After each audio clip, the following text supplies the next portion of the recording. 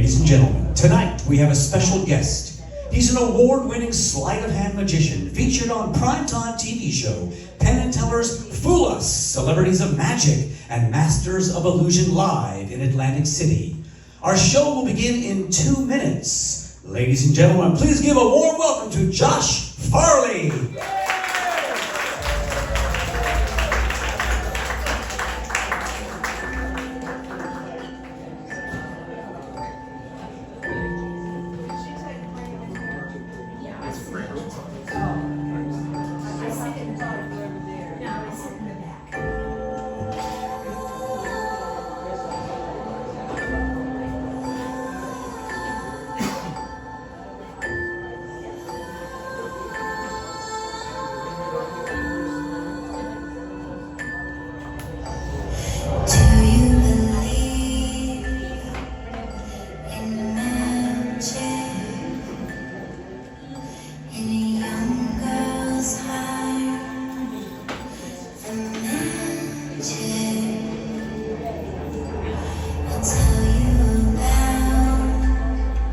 Where's the best place for me to sit?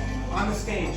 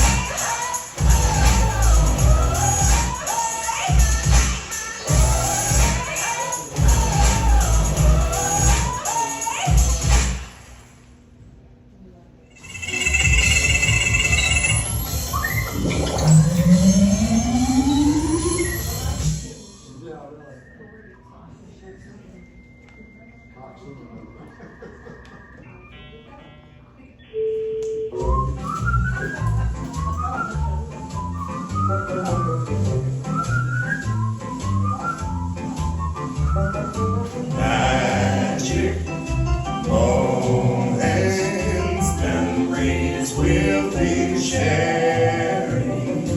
Magic moments when two hearts are caring. I'll never forget the night that we kissed, the night of the hayride. The way that we touched to try to keep warm while the sleigh ride magic moments filled with love. Ba-da-da-da, ba-da-da, ba-da-da-da. Welcome to the show. My name is Josh Farley.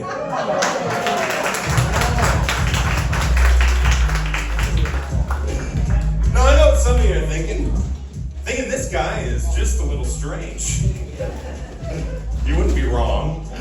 There's one of two people in our audience. You either heard there'd be a magician this evening, thought to yourself, oh, this is gonna be the best day of my life. Oh no? Or like, I'm usually heading my room by now. This guy better be good. Maybe. Regardless of which category you're in, I assure you there's a little bit of something for everyone in this evening's performance. So without further ado, my name's Josh Farley and welcome to our show! I'll share just a little about myself before we really kick things off. I'm originally from upstate New York. Yeah. Born in Ithaca, raised in Binghamton, if we have any neighbors in the audience. Yeah? A lot of times. Well, welcome. I feel welcome. Thank you. We got someone from Florida. That's a pretty close neighbor, too. Now, my dad worked for an energy company. He was an engineer. My mom owned a little gourmet coffee shop before she met him. And growing up, I was homeschooled, so, vast social tool belt, abundance of friends. Yeah, that's sarcasm. My friends growing up were all stuffed pandas, and we used to play Monopoly together. Sometimes I'd lose. Point is, I had a lot of time on my hands. Use that time to learn how to do magic tricks. I'm what they call a purist. Everything I do is with normal objects, normal deck of playing cards. Yeah, it's the best part of the show. I am looking for someone willing to help me out with this first effect. Someone that feels comfortable standing with me for just a few moments. Do we have any volunteers? I won't embarrass you, I promise. Yeah, don't all jump up at once. Anyone willing to help out? Yeah. Yeah, over here. Wonderful, wonderful. What's your name, sir? Mark. Yeah. Welcome to the show, sir. How you doing today? Okay. Good. Round of applause with Mark. Yeah. Round of applause for Mark. Mark, you got a pretty important job in this moment. Do you know what it is? Pick out the 9 of diamonds. The 9 of diamonds. That would be a really good trick. I don't know if there's even a 9 of diamonds in here. There should be. I just opened it, but it's kind of weird about the 9 of diamonds. I don't see one in there. Do you see one in there? Not yet. You know why? Before the show began, I put one playing card in my pocket. What's the 9 of diamonds? I don't know. Hey, just roll with the punches, right, Mark? Now, there actually is some argument in the magic community about what the best magic trick in the world is. The creme de la creme card trick. And in my opinion, the creme de la creme card trick is if someone were to just think of a playing card and the magician were able to pick that card out. So, Mark, if you would, name a card, any playing card. But the 9. 4 of spades. 4 of spades. That's gonna work one day. That would have been cool. Now, Mark, if you would, go ahead, pick out a card, any card, doesn't matter. Your choice. Excellent. Show it around so everyone feels included, and while Mark is doing that, I'm going to pick out a card myself, so I also feel included. Let's just stick with the 3. Now, Mark, I'm going to sign the face of the 3 of clubs, just like so. So when you see it again, you'll recognize it. And Mark, if you wouldn't mind, would you sign the face of your card as well? Or draw a smiley face on it, if you don't trust me. Magicians have people write on things. Oh, that's perfect. Magicians have people write on things, so I don't have a duplicate of that card. Fair? Excellent. Now, it's very important to remember, our 3 of clubs stays on top of the deck. 3 goes on top. And now, Mark, for your card, I'm just going to flip through the deck. If you wouldn't mind, just tell me when to stop. Stop. Right here? We can go one more, one less. Are you happy there? Perfect. Perfect. Decisive. I like it, Mark.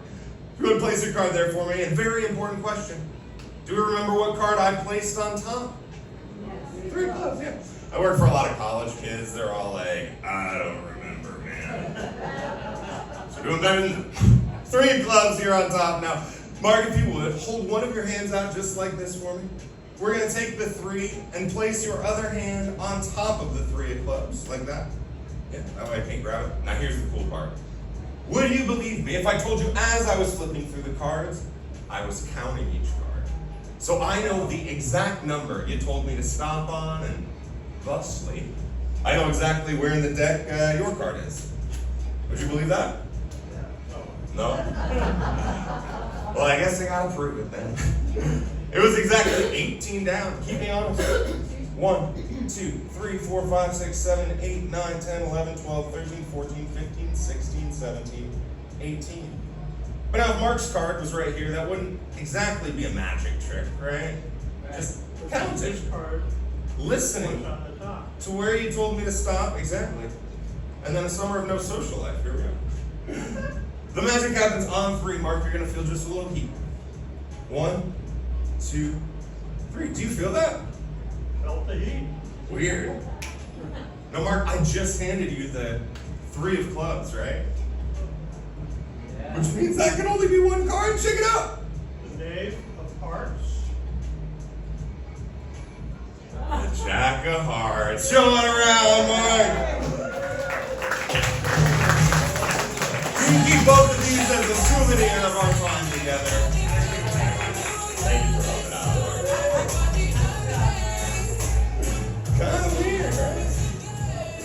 Now, before we go any further into our show, I'd like to draw everyone's attention to the tube of mystery. Ooh.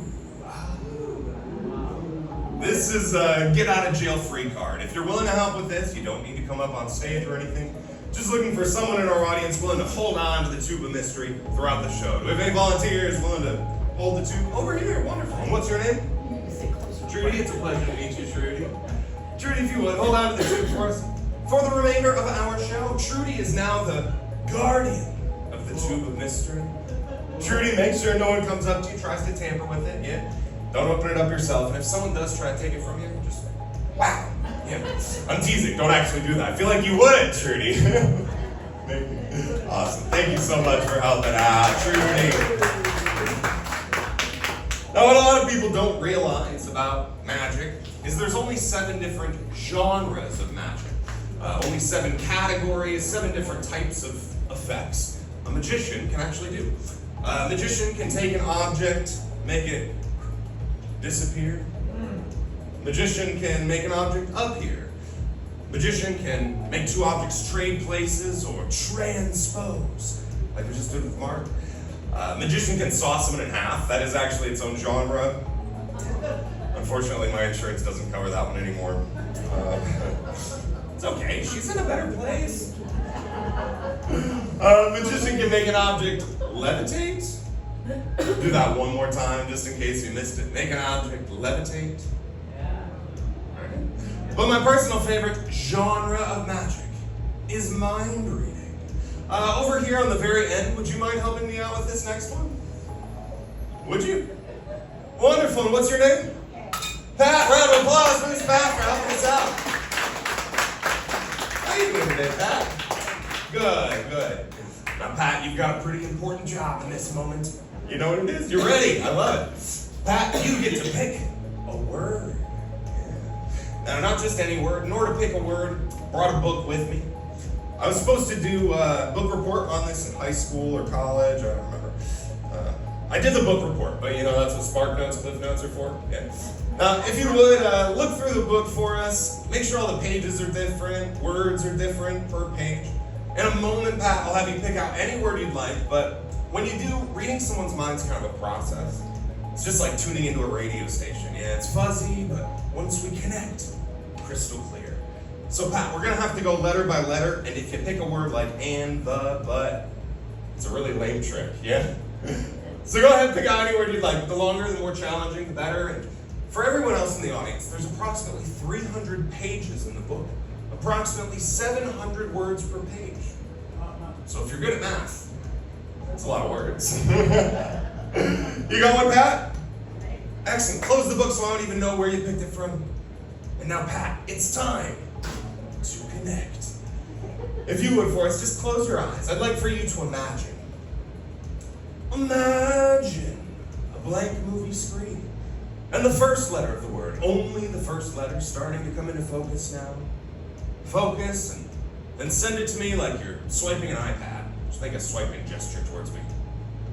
Woo! That was good. You can open your eyes. Mark, what's the first letter that pops in your mind? Yeah. M.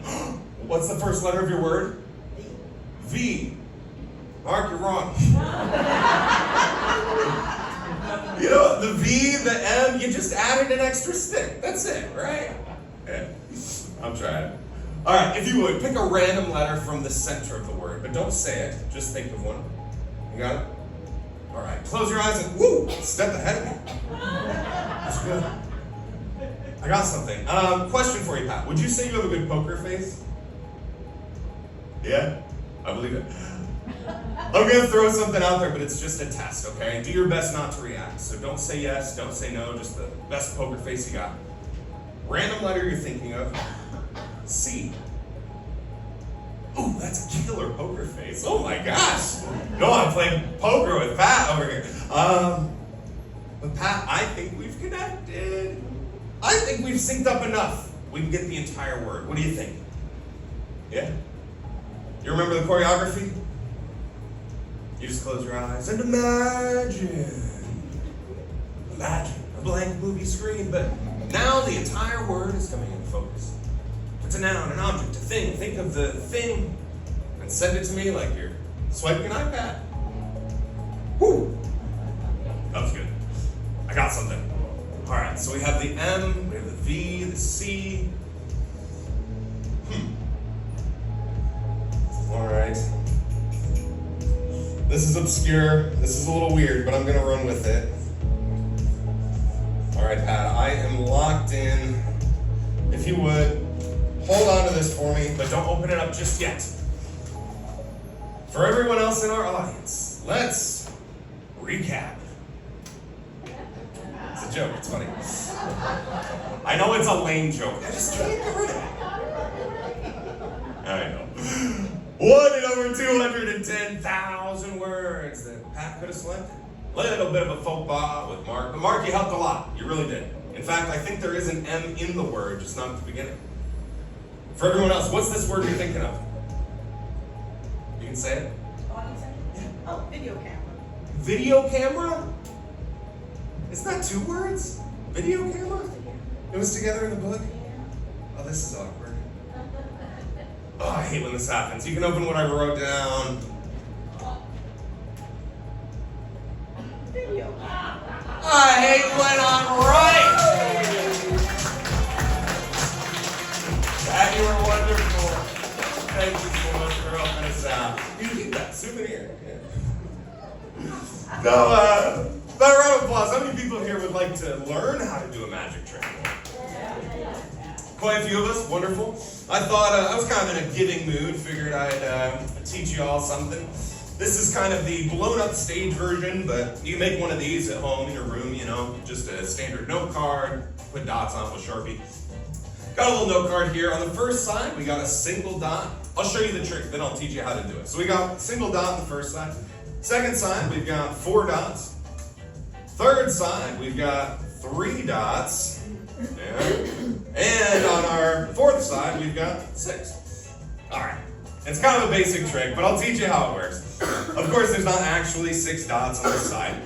I just kind of cover up one of the dots and then tell you there's 4 dots. You move quickly enough. A little bit of a subtlety. I kind of hold my hand at an angle here to convince it, right?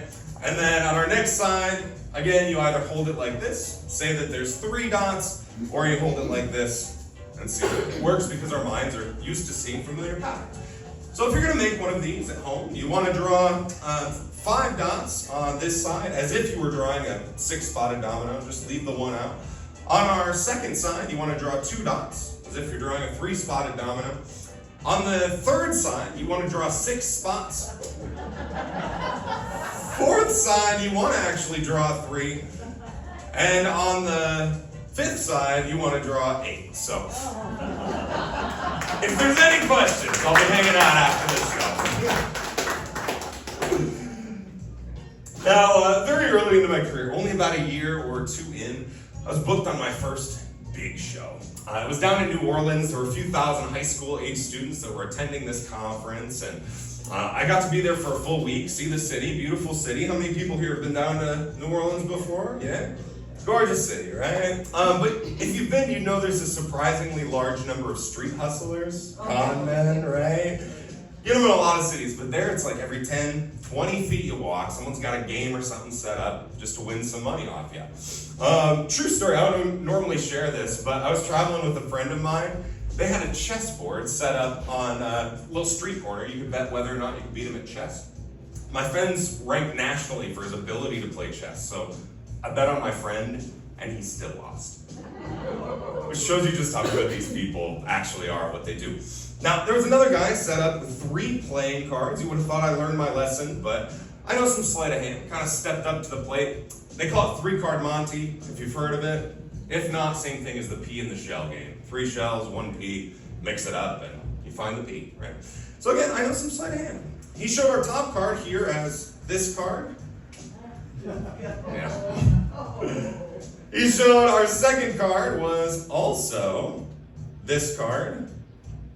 And he showed our third card was that card, actually. So the proverbial P, right? So all you gotta do is keep your eyes on that card. Every time you make a decision, it costs you $1, and if you're right, you win $1. If you're wrong, lose your $1. Simple enough. Again, I know sleight of hand, so stepped up to the plate, put $1 down. As I did, he took that card and placed it on the bottom. Plain as day. Now, I've heard a lot of these guys, they'll hook you in, allow you to win the first one, and I thought that's what he's doing, so I said it's on the bottom. And he said, no, it's this. All right, if it's not on the bottom, I'm familiar with a particular move or a sleight that allows you to keep it on top even though it looks like you moved it to the bottom. So I put another $1 down and said, I think that you did that sleight and you've got that card just here on the top. He said, no. I said, okay, well, if it's not on the top or on the bottom, at the very least, I'll win one of my dollars back, right? Has to be the center card, exactly. And he said, no. I was so confused. Thought about it for a few moments, came up with a solution. I was like, I think you started with 4 cards, and when I wasn't paying attention, you got rid of that card entirely, now you got a bunch of this. He said, you want to bet on it? Not particularly. But at this point, just to see the thing, I put another $1 down, and he said, I showed you at the beginning. I put that card on the bottom. Okay, that was literally just this. And then he said double or nothing. You know where that card is. What's the top card? What would you say? Yes. It's gotta be this, right? And yet somehow now it's that. I was so lost. Now, I thought it was cool though, so I asked him to teach me how to do it. And he said, no. But he said, I'll show you the general concept. Yeah. Doesn't matter what you say, you're always going to be wrong. If you said that card was on the bottom, I'd show you this. If you said that card was in the center, I'd show you this. And if you said that card was on top, I'd still just show you this. Which goes to prove there's a little life lesson in all of this. Sometimes in life you're going to get a bit of this, and sometimes in life you'll get a bit of that. But you got to be leery. For people trying to win money off you, they're always going to show you some of the other.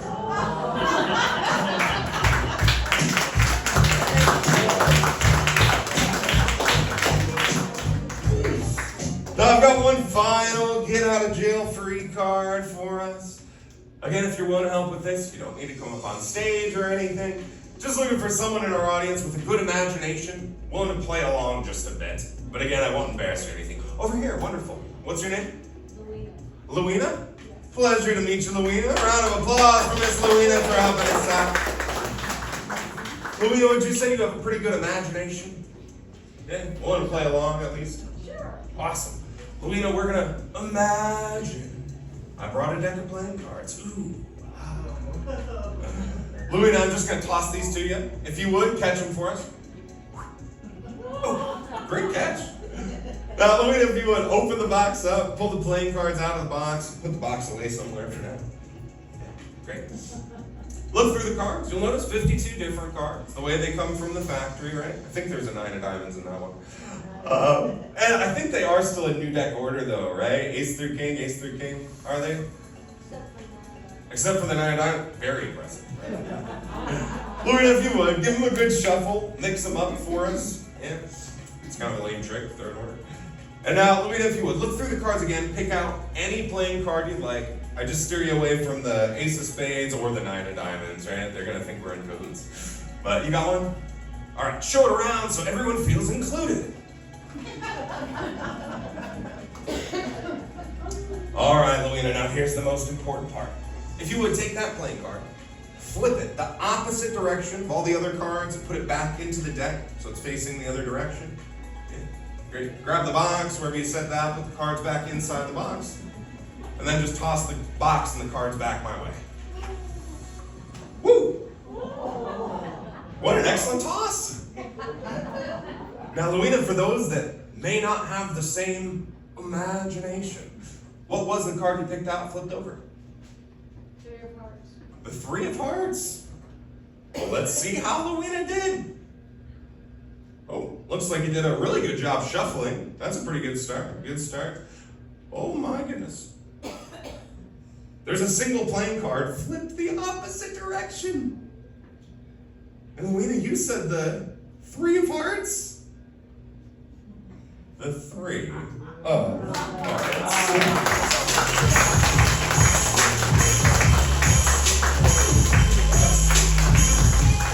Luina, you are awesome. Thank you so much for helping us out.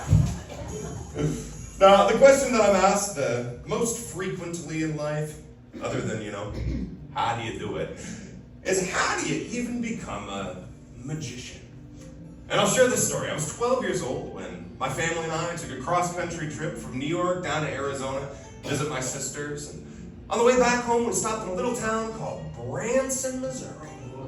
Yeah. Lots of live shows there, quite a few magic shows. And my dad and I loved watching magic on TV, but this was our opportunity to see a live magic show. And I was captivated. Lights, sound, we had white Bengal tigers. Something clicked. I was like, oh, I want to do that.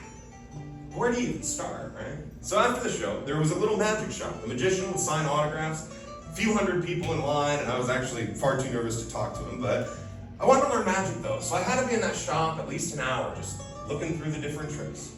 Because before I realized it, I felt a tap on my shoulder. Autograph line was gone, and it was just the magician. And he said to me, "Hey kid, why'd you choose to see my magic show?" And I said, the other guy was closed. It's a true story. Now, I don't know if it was my honesty, but that magician then spent the next 2 hours of his time showing me every trick in that shop that I wanted to see.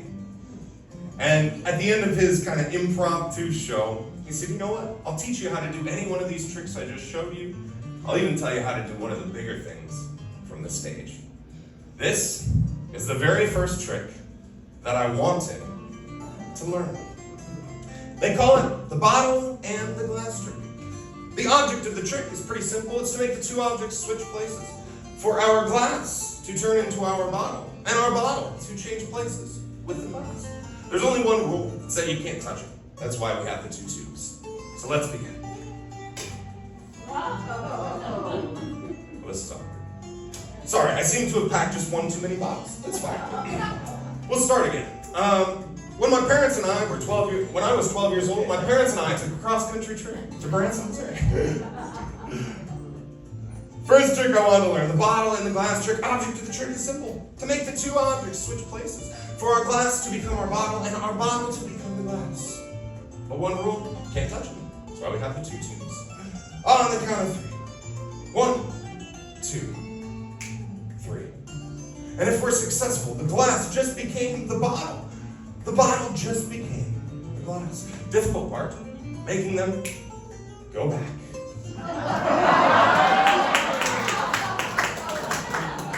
This trick works better if the audience has consumed the contents of the bottle.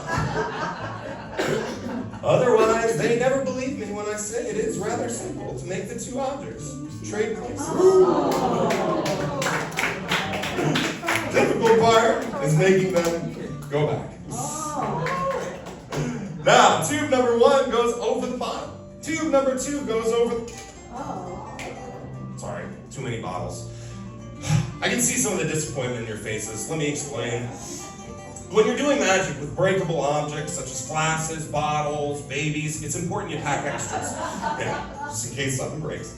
Let's continue. Bottle and the glass trick. The object of the trick is to make the 2 objects trade places. And it's rather simple. As long as you have an extra bottle. Glass becomes the bottle, bottle becomes the glass. Now, what they say is if you get really good at it, you can do it with just 1 tube. That's true. If you do it with 1 tube, then the glass would become the bottle, and the bottle would then become our glass. And it's simple, as long as you have an extra bottle. Glass becomes the bottle, bottle becomes the glass, and you know the rest by now, don't you?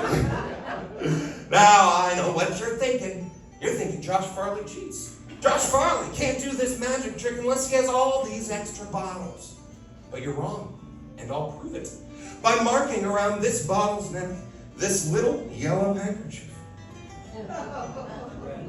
It's red. Oh, sorry, sir.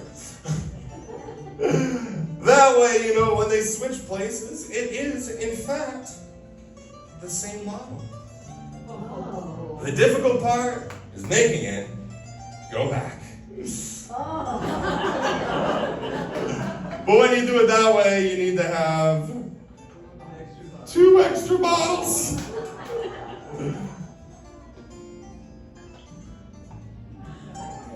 Cheers. Now,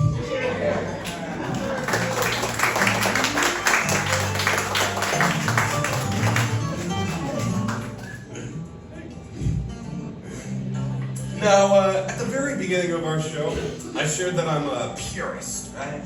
If you remember what that means, everything I do is with normal objects, normal cards, that sort of thing. Which is true, except for when it's not. At least I tell you. These are what they call marked cards. Surely we've all heard of marked cards before. Yeah. Cards are all individually, uniquely marked, and show someone trying to cheat at cards what cards have been dealt out in the other person's hands. Yeah. Pro tip though, if you're going to use marked cards, you don't want to mark your cards this aggressively. You'll give yourself away. But what a lot of people don't realize is it takes a certain skill set just to read these markings. So if we're successful, I'm going to hypnotize everyone in our audience to have the ability to read the marked cards, and we're going to do a magic trick. Are we excited? Yeah. Awesome. Now, it is important to note that other than the markings, they are normal cards. 52 different cards. I bought them from Sam's Club for the discount. Added the markings just for this demonstration. So, let's begin. Right here in the front. What's your name? Audrey. It's a pleasure to meet you, Audrey. Audrey, if you would for us, would you just make a pointer finger, touch the top of any one of these cards? Just touch one for us. Whoop. Mine. Here, we'll leave it sticking out just like that, and I'm going to walk, they warned me about this speaker. But here, Audrey, if you would, look and memorize your card for us. Perfect. I'll walk Audrey's card around, that way everyone can see it. Now, if at any point in this trick you can't see something, don't be embarrassed, just kind of raise your finger up. I'll bring the cards closer to you so you can. Got it, Mark? Alright. Got it back here? Excellent, excellent. See it back here okay? Yeah? Perfect. Now we'll lose Audrey's card back into the center of the deck. And if you've seen a hypnotist before, the concept is pretty simple, right? Hypnotist says something like, snorkel, and then Miss Audrey would bark like a dog. That won't happen though, don't worry, Audrey. Don't worry. But the catalyst, or the trigger, for us all to be able to read these markings isn't some obscure word like snorkel, but rather the sound of the cards shuffling. Like so. And if we're successful, this one's amazing. Are we ready? Yeah. If you would, breathe in with me. And breathe out. And if we're successful, it should become, quite literally, amazing.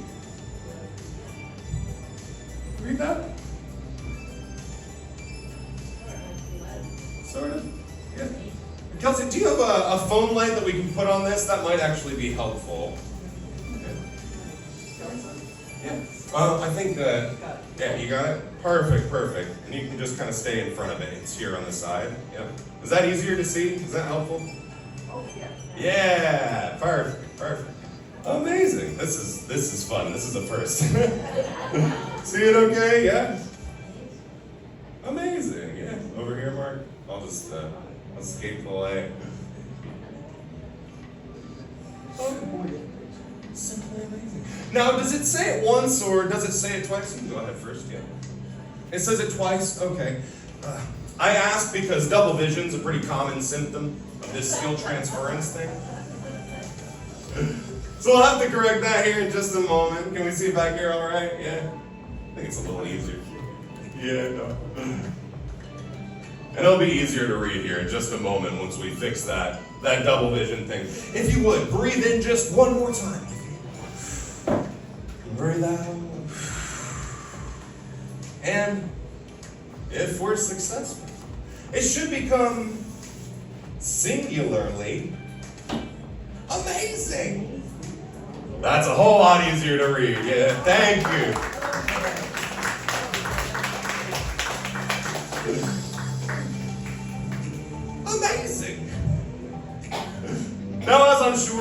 some of you suspect that whole bit about hypnotizing you to read the word, that's a load of crap. Yeah. Amazing.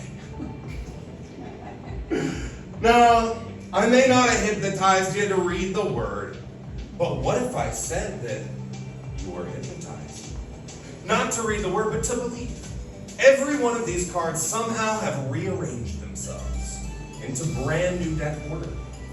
The way they come when you first open them up from the box, ace through king, ace through king. If we were successful, the top card would appear to be the ace of hearts. The next card, the 2, our 3, our 4, all of our hearts, all of our clubs. Oh, you saw they were mixed up a moment ago, yeah? All of our diamonds and all our spades. The risk of sounding a tad self-serving. Slight problem. We still haven't found your card, Audrey. So if you would, breathe in just one last time. Breathe out. I love how you still breathe in even though I told you it does nothing. You guys are good sports. Good sports. Now, Audrey, what was the card? The 8 of spades? The 8 of spades.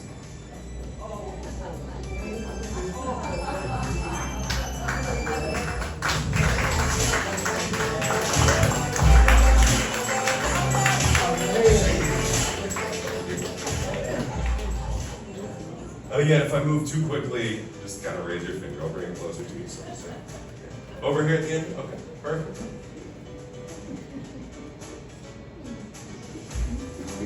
Amazing. What can I say? Kind of amazing.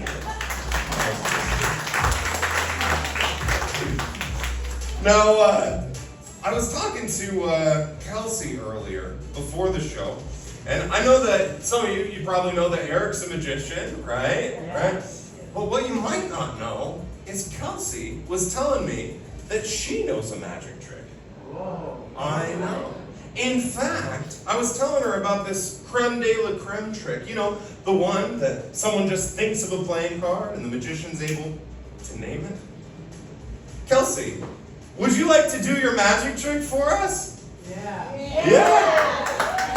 I think they want to see it. Would you join us on stage? Awesome. Now, Kelsey did say that she was a little bit nervous. Thank you so much. Yeah, keep it one more time for Kelsey. Just a tiny bit of stage fright, right? So Kelsey had me print out these big note cards so that she can remember her lines, right? So Kelsey, if you would, do we actually have a microphone back here for Kelsey? That would help quite a bit. It'd be worthwhile. Wait the moment to get you one so everyone can hear you.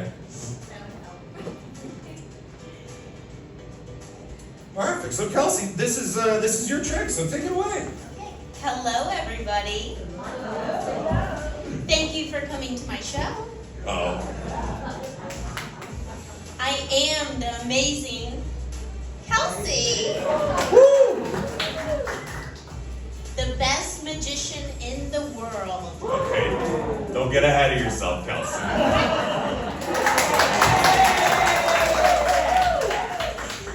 I'm about to show you the most amazing trick ever that you have never seen before.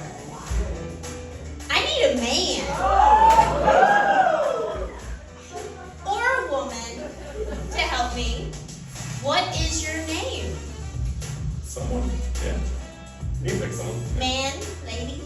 Man, woman, Anthony? Come on, Anthony. You can stay where you are, Anthony. Oh, You don't okay. need to come up on stage or anything. It's alright. Oh, that's my spot. Awesome. And your name's Anthony? I knew that. Amazing. What do you do? Listen to music. I knew that too. Please think of any playing card. Go on. For the first time, name your card. Piece of spades. Amazing! I knew you would name that card. You don't believe me? Allow me to prove it. Early on today, I had this funny feeling about one special card, and I placed it inside an envelope. This one! Kelsey, it's your trick. This is pretty impressive. That works. All right, just open that. Okay. Can I turn it? And Anthony.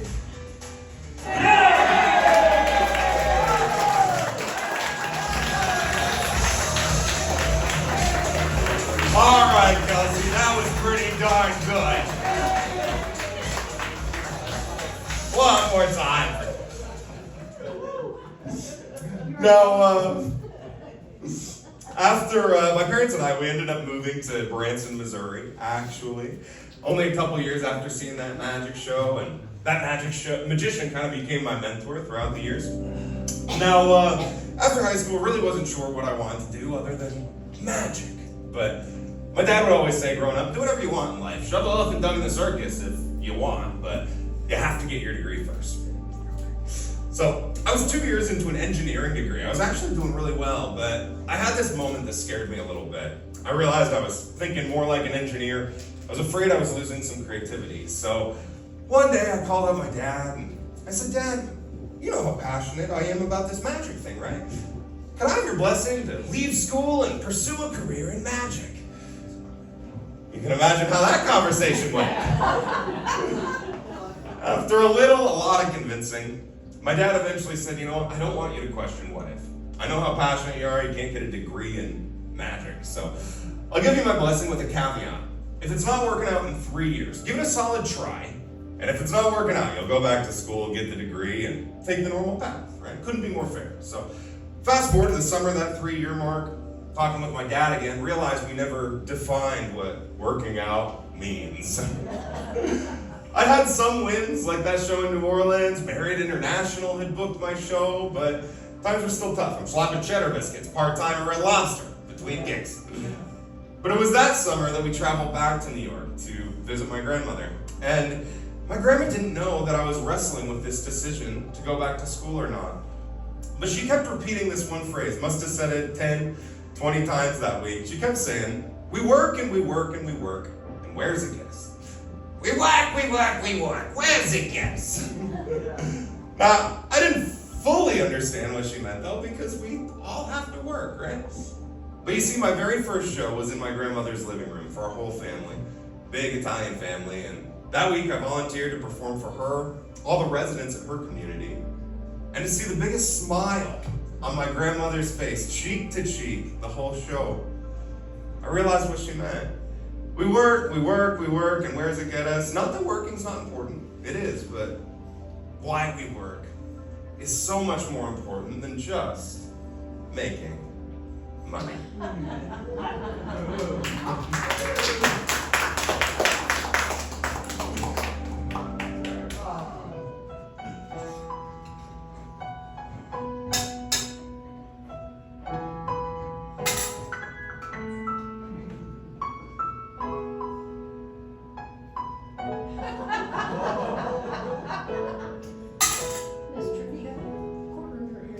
Making money, it isn't easy, and it sure won't make you happy. I just think it's funny, so concerned with making money.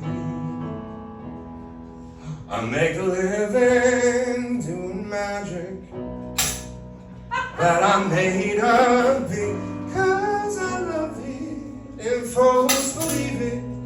Now I'm receiving paper money.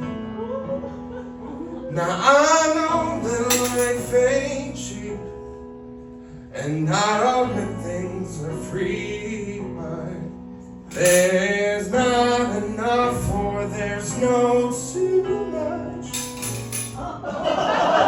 And it makes no sense to me. I just think it's funny, so concerned with making money.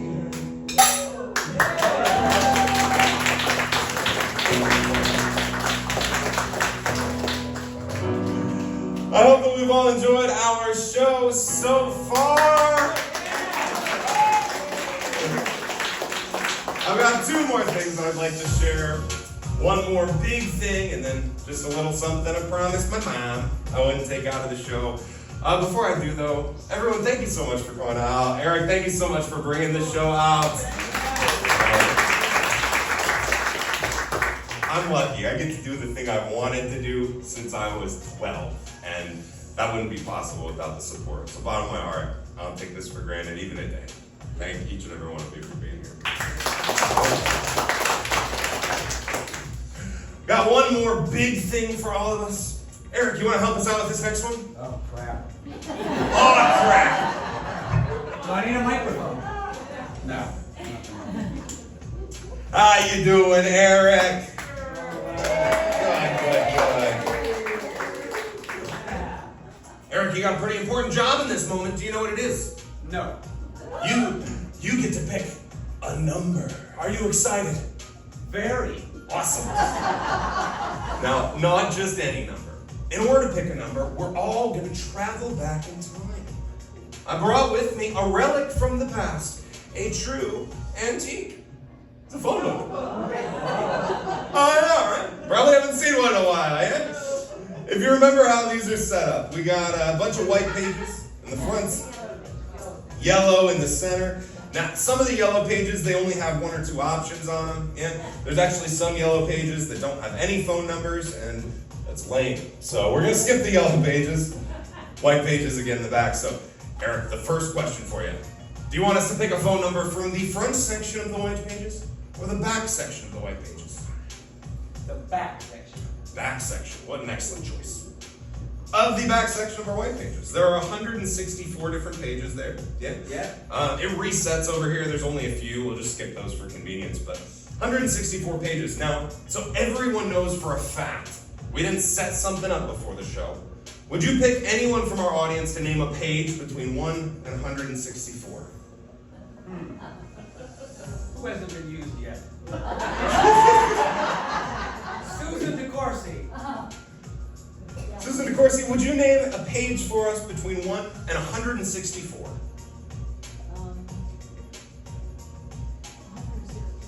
116. What an excellent choice. Thank you. On page 116, you'll notice that there are 4 different columns. Yeah. Let's make this more random. Would you pick another person to name a column? 1, 2, 3, or 4? 3. Column 3. Perfect. Thank you so much. On column 3, you can see there's maybe, 60, 70 different options? Very tiny. In a moment, we're going to pick one of those. When we do, Eric, would you mind writing it down large enough everyone in our audience can see what we picked? And in order to pick one, I'm just going to... It helps. I'm going to use my business card to slowly scan up the page. Eric just verified a couple things for us, though. This is still page 116. I didn't flip the page. Still column number 3. Yes. Yeah. And then starting here at the top, you can see that these phone numbers are actually changing, right? Yes. It's not a trick phone book where they're all the same number. All right, we're going to start at the very bottom now. I'll slowly scroll up the page if you would. Just tell me where to stop. Stop. Right here. Now, we can go more or less or stay there. I don't want you to think I influenced you in any way. It's up to you. 1 inch up. One more. Good. There? All right, perfect. Oh, we got something. Would you write that down large enough everyone can see? Very tiny print. Let's see. The lights are so bright in my eyes. I got it. You got it? Hold on. 3, 3. Yeah. I think 6, 4. You're right. Yeah, got it? Yeah. All right, perfect. I'll take the Sharpie back so you don't get any schmutz on your fingers or get any more loose. If you would, turn that around so everyone can see what we picked. Landed on 725-3364. Now, if you know much about probability, the odds of us landing here would be calculated by all the decisions we've made. 1 in 2 odds. You'd pick the back versus the front. That'd be multiplied by 1 in 164 different pages. Multiplied again by 1 in 4 columns, and yet again by 1 in 70-ish numbers in the column. If you did the math, odds of us landing here is 1 in a few million. Yet here we are. I said we travel in time, though, right? Rather, I did. You see, earlier this morning, I closed my eyes and I imagined a blank movie screen. I imagined a phone number coming into focus. I wrote that number down and I sealed it in a tube. A tube of mystery that Trudy has been guarding with her life this entire show. Now, Trudy, no one's come up to you, tried to tamper with it? I didn't see you whack anyone. If I may at this point, woo, don't whack me. I'll leave it high above my head, sleeves are rolled up, round of applause for Miss Trudy. Our entire show. Inside of our tube is a single piece of paper. Nothing else inside the tube. 1 in a few million odds. 725-3364.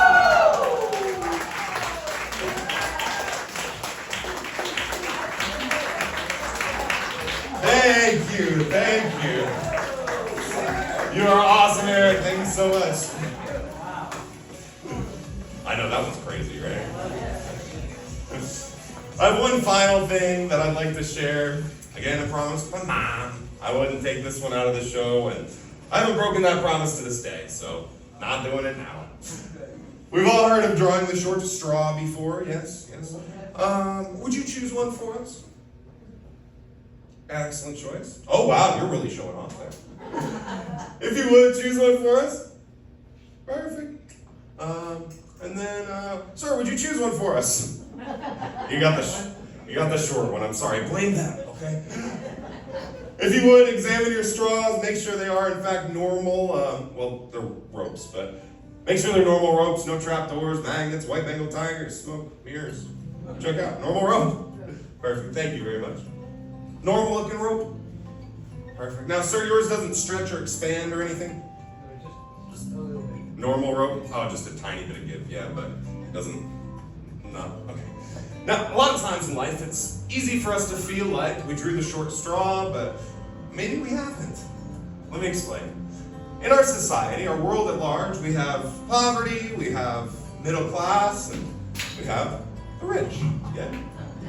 And we do everything we can to both get ahead and keep up with the Joneses or the Kardashians now, right? All as we march to this mantra of social and economic equality. In our heart of hearts, we'd like to believe that people are all created equally. That every man, woman, child can live, laugh, and love. Where people are just kind of at peace. And even though our culture is often at odds about what we perceive equality is supposed to look like, it's pretty easy for us to feel like we've been shorted.